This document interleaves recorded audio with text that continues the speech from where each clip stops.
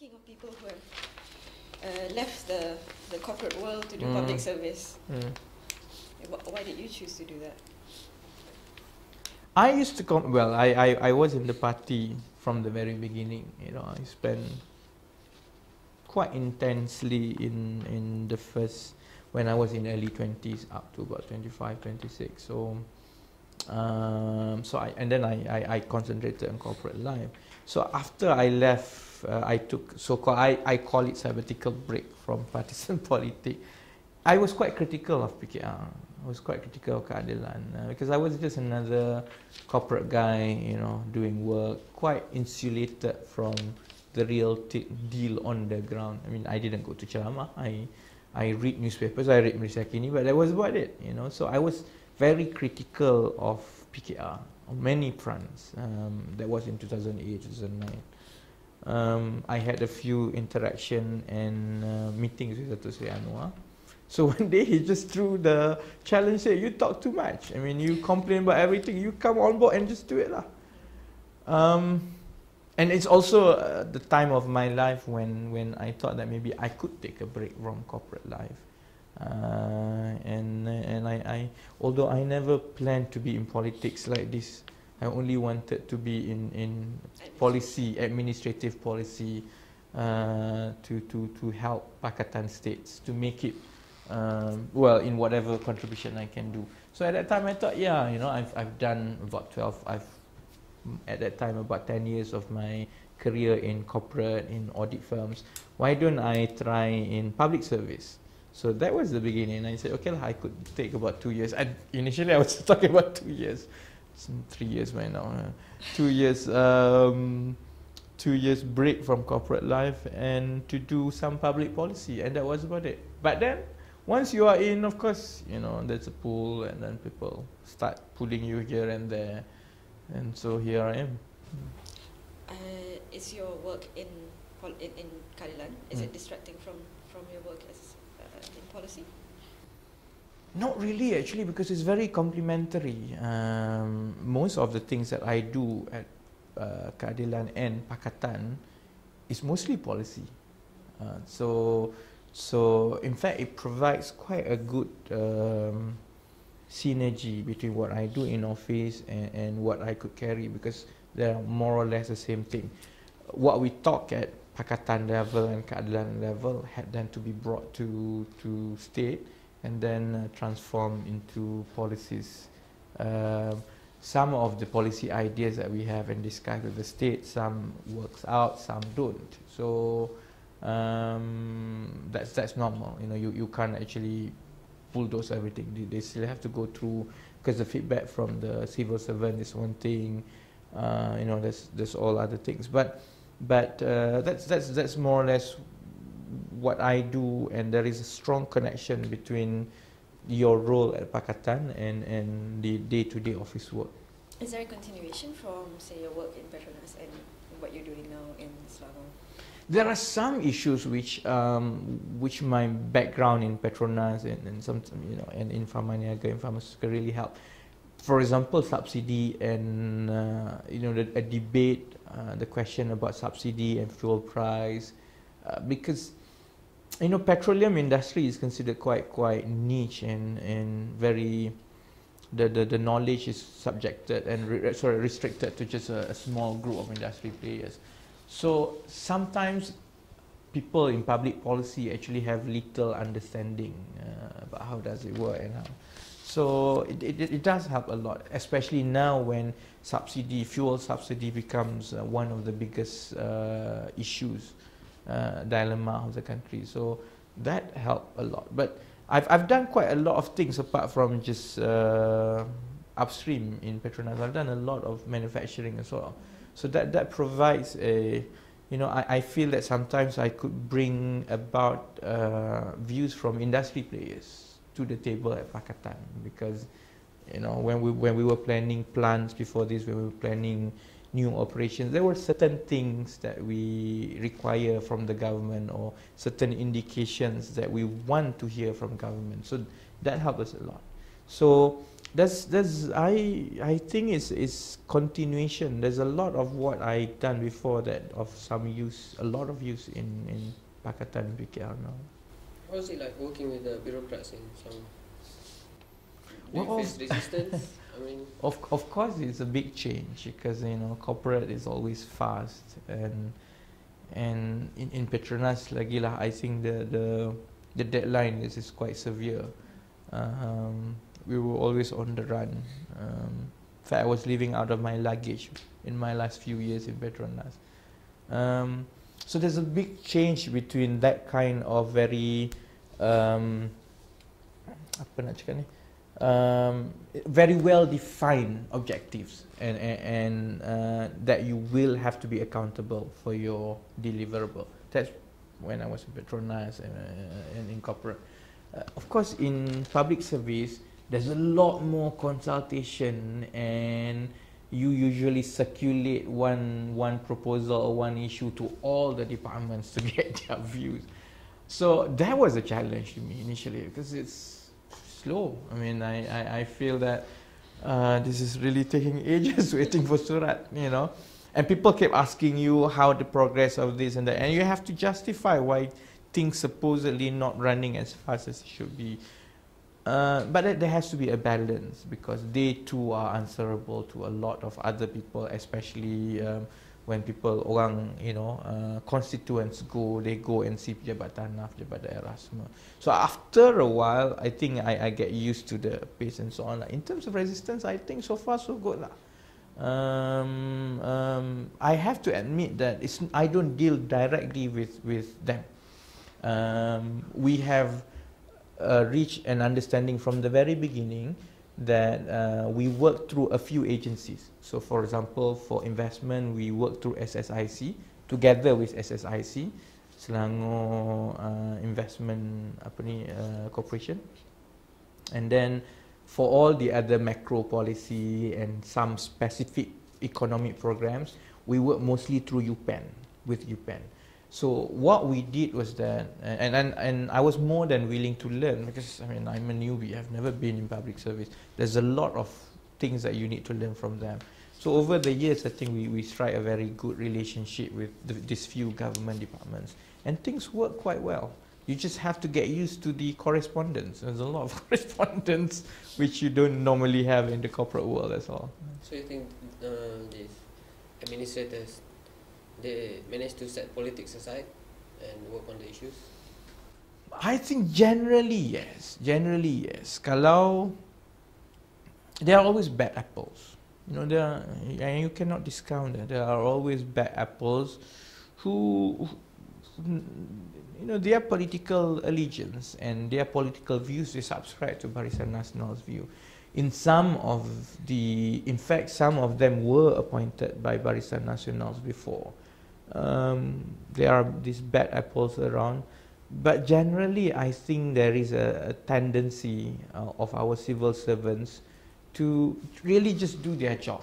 And I think there was one remark from, I come across one remark from one of the top civil servants in Selangor. He says that he enjoys the last 4 years in Pakatan. Put aside what he thinks about the policy and so on and politics, but what he enjoys most is because there was no interference whatsoever from the politicians. Dulu Adun datang, JKK datang minta tender and so on. Now there's none of that. And I think because we took that very strict approach and not to the we have to weather some controversies as well, because people feel that what's the point of being a government when you can't influence anything. There's that feeling on the ground, but to the credit of Tan Sri Khalid, he had defended that style, and because of that, I think we won the hearts and minds of the civil servants, because they just want to be left alone to do their job. Tell them what to do very clearly. If it makes sense to them and not to the great detriment of the state, they will do it. Put aside the bad apples, and I think the bad apples, I think we have to manage them individually. There are enough provisions to manage them. But overall, at least my own encounter with the civil servant in Selangor it's been really great. One of the complaints about Selangor is that it's slow on approving Mm, things. mm. And you compare that to, say, Penang.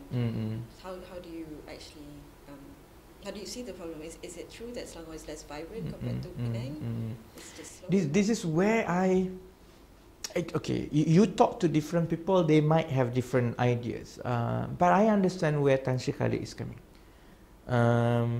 Selangor is more delicate as a society and as constituents to serve, because you have the public advocacy is actually quite vibrant. I'm not saying in Penang tak, but Penang only has, for example, 2 municipal councils.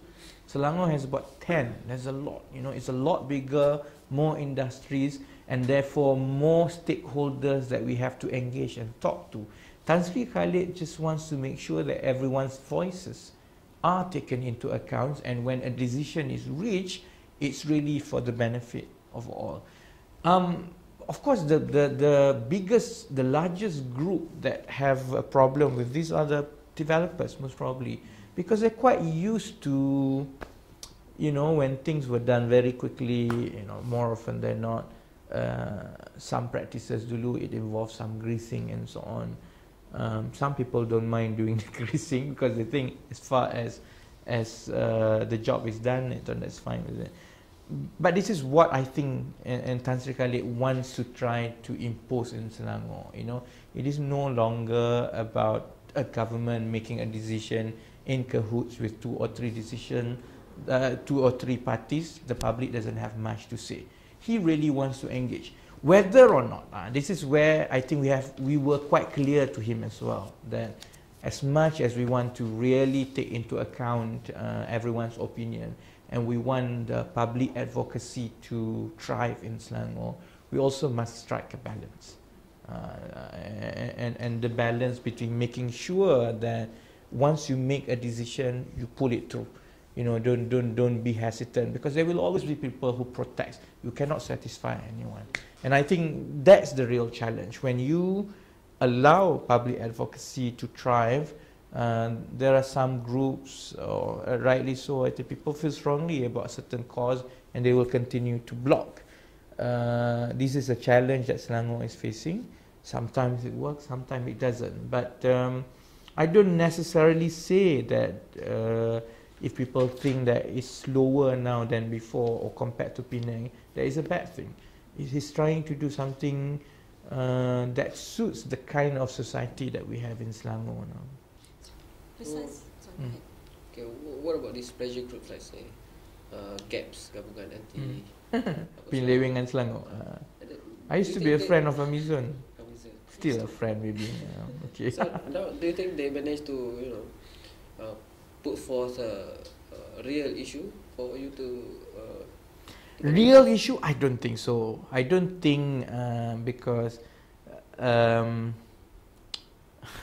lot of the things that they brought forward is they brought to the public's knowledge is actually cheapskate political issue lah.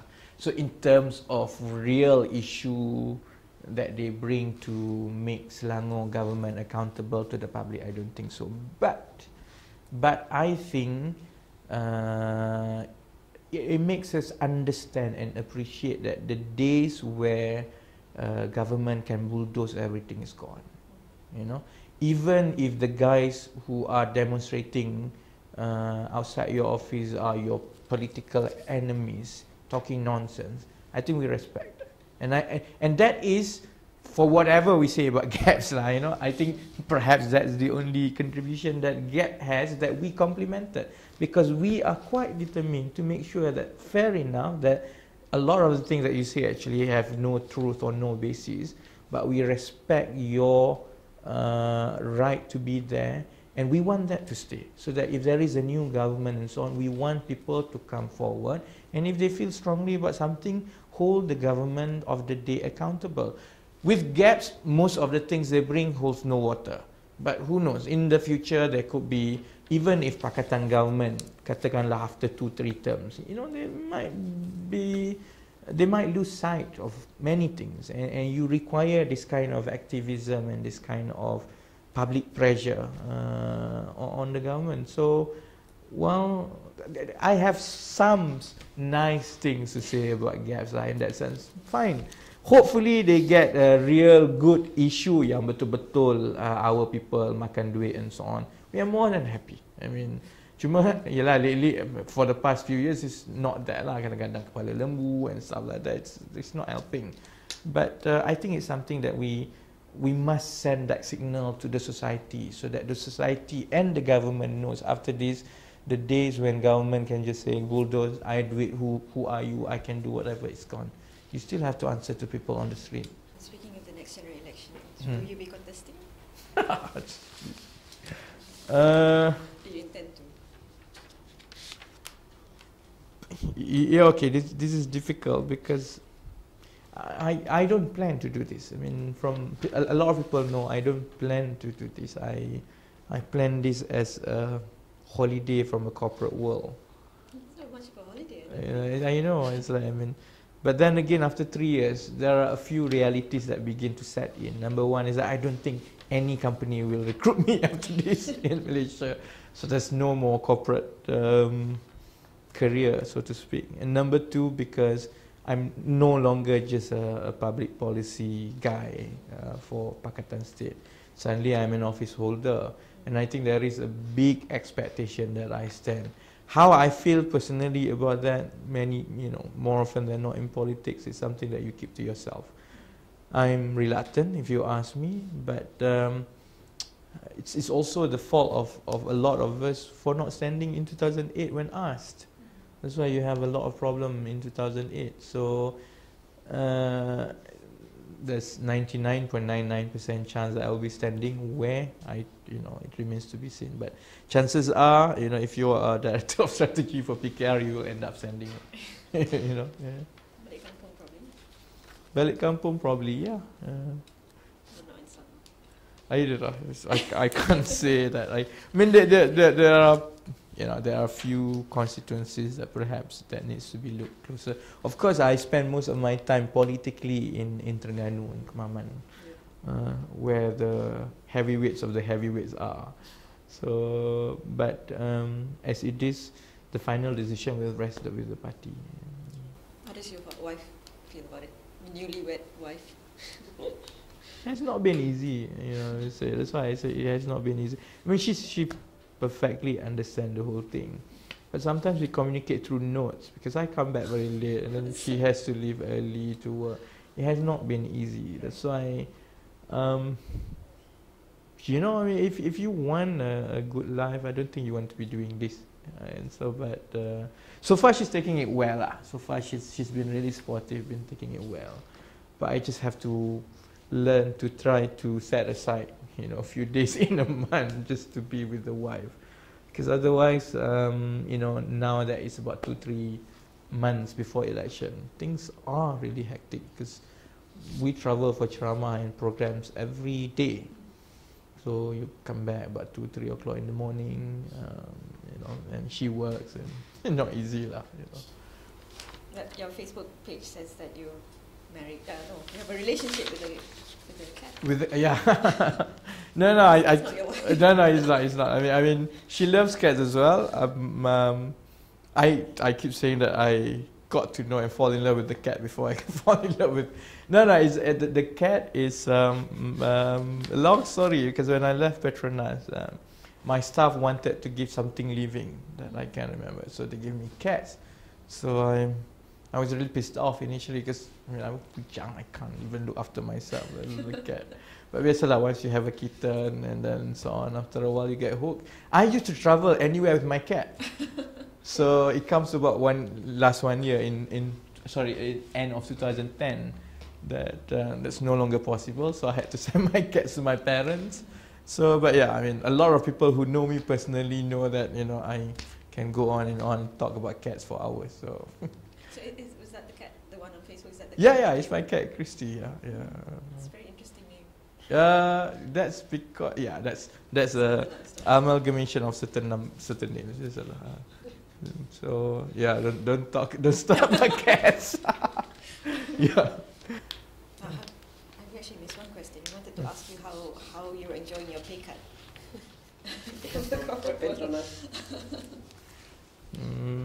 Yeah, it's pay cut was. Initially, it was, you know, when I made that decision, it was doable for me because I was lucky. You know, I worked quite well. I got some savings, so initially it was okay because I was a civil servant. You know, I was doing just policy.